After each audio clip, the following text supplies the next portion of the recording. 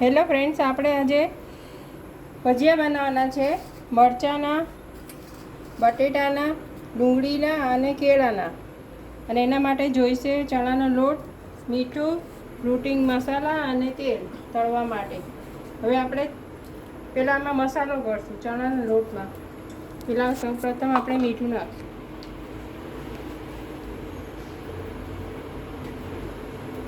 સ્વાદ પ્રમાણે મીઠું નાખશું. પછી થોડી હળદર, નહીં જેવી હળદર નાખવાની, થોડું ધાણા જીરું અને સેજ લાલ મરચું અને પાણી નાખીને આપણે બેટર બનાવી દેવાનું. થોડું થોડું પાણી નાખીને બેટર બનાવવાનું. બહુ જાડું નહીં, પતલું પણ નહીં. હવે આપણે આ બેટરમાં મસાલો કર્યો. હવે આપણે થોડું આવી જાડું પતલું રાખવાનું. બહુ જાડું નહીં, પતલું નહીં. આવી એક, હા. હવે એક થોડું નહીં જેવું જ બેકિંગ સોડા નાખવાના. એક થોડાક જ સોડા નાખવાથી આપણા ભજીયા ફૂલશે અને પોચા થશે એકદમ. હવે આપણે પ્રોપર મિક્સ થઈ ગયું છે. હવે આપણે ભજીયા ઉતારી લઈશું. તેલ ગરમ મૂક્યું છે. તેલ થાય એટલે થોડું પહેલાં ફાસ્ટ રાખવાનું, પછી ધીમા ગેસે ચડવા દેવાના, એટલે બરાબર પાછા ન રહે. પહેલાં આપણે બટેટાના ઉતારશું.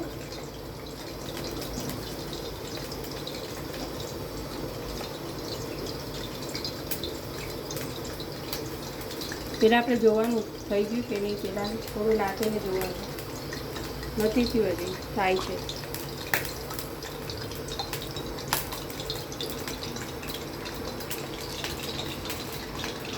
એકદમ તેલ થાય ને પછી ધીમા ગેસે કરવાનું, એટલે થઈ ગયું છે. આપણે ભજીયા નાખશું બટેટાના.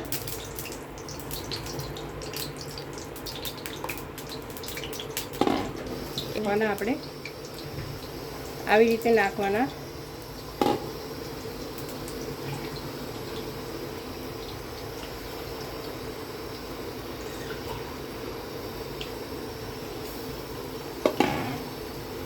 હવે આપણે ગોલ્ડન બ્રાઉન થવા દેવાના.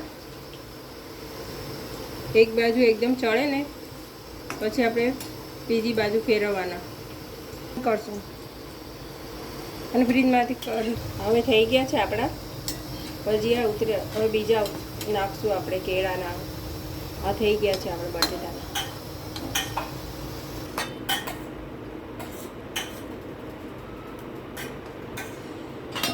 આને ઉતારશું.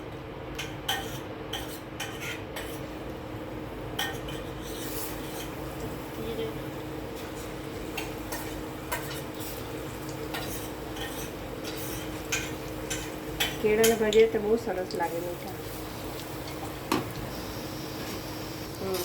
હવે આપણે ટર્ન કરી દઈએ.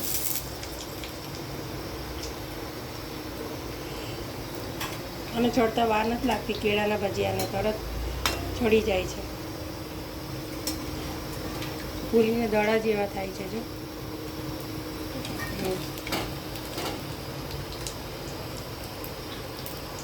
છે કેળાના.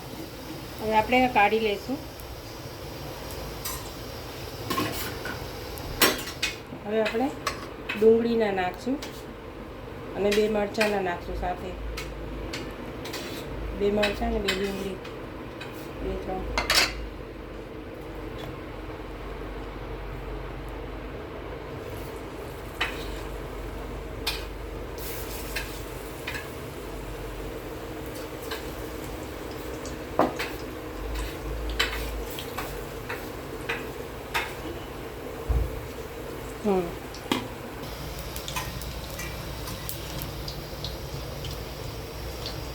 હવે આપણે ટર્ન કરી દીધા છે.